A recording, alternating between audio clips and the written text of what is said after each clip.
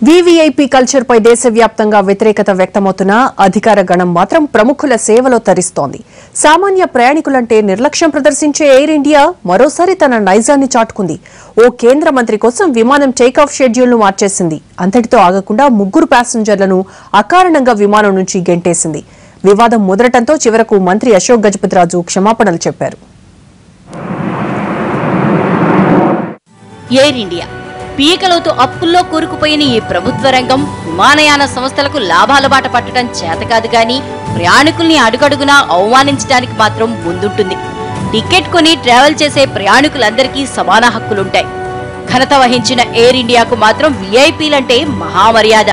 Takeoff నుంచి landing వరకు సాధారణ ప్రయాణికులకు చుక్కలు చూపించే ఎయిర్ ఇండియా మరోసారి వీఐపీ సేవలో తరించింది.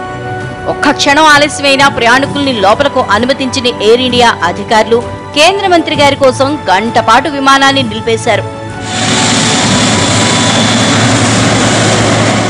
జమ్మూ కాశ్మీర్లోని లేహ్ నుంచి ఢిల్లీ రావాల్సిన ఎయిర్ ఇండియా విమానం A1446 టేకాఫ్ అవడానికి రెడీ అయింది.